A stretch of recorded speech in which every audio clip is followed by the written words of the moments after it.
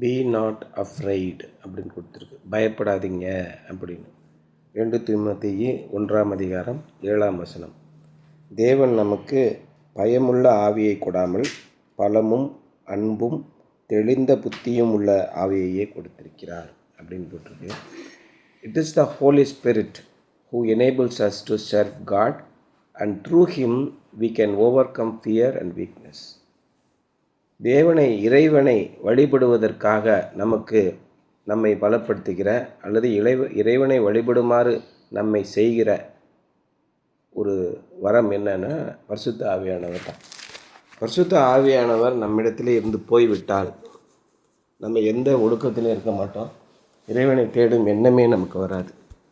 நிறைய பேர் இறைவனை தொழுது கொள்ளாமல் போவதற்கு முக்கியமான காரணம் என்னென்னா பரிசுத்த ஆவி அவர்களை விட்டு போய்விடுவது தான். சவுல் இறைவனுடைய பிள்ளையாக இருந்தான். எப்பொழுதெல்லாம் அவன் அசுத்த ஆவியினாலே பிடிபடுகிறானோ அப்பொழுதெல்லாம் அவன் தாறுமாறான வாழ்க்கை நடந்தான். அதே மாதிரி தான் தாவீதோட வாழ்க்கையிலே நடந்தது. அதே மாதிரி தான் சாலமோனுடைய வாழ்க்கையிலே நடந்தது. அதே மாதிரி தான் யூதாஸ் காரியத்தோட வாழ்க்கையிலே நடந்தது. அதே மாதிரி தான் பேதுருவோட வாழ்க்கையிலே நடந்தது. எப்பொழுது பரிசுத்த ஆவியானவர் நம்மளை வழி நடத்துகிறவர் நம்ம விட்டு போயிட்டாங்களோ அப்போ பயம் வந்துருச்சு. பேதுருக்கு மட்டும் இல்லை, எல்லா சீடர்களுக்கும் ஓடிவிட்டாங்க.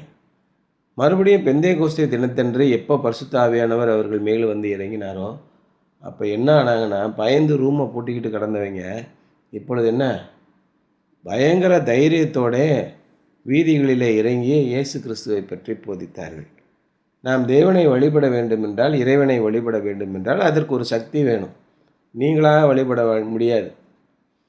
அதான் இங்கே சொல்கிறார். It is the holy spirit who enables us to serve God, and through him we can overcome fear and weakness. நமக்கு இருக்கிற பயம், நம்முடைய பலவீனம் எல்லாவற்றையும் நம்மால் மேற்கொள்ள முடியும் அவரால். அதான் முக்கியமாக சொல்கிறேன். The word fear in 2 Timothy chapter 1:7 means timidity and cowardice. அங்கே பயம் என்னன்னு கேட்டிங்கன்னா கூச்சம், கோழைத்தனம், இதை தான் அங்கே சொல்கிறார்.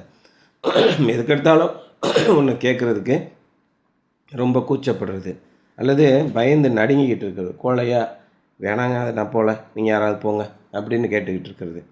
It is fertile for us to try to serve God without the power of Holy Spirit. பரிசுத்த ஆவியானவரின் தூண்டுதல் இல்லாமல் மெய் தேவனாகிய நம்முடைய இறைவனை தொழுது கொள்வது நடக்காத காரியம்.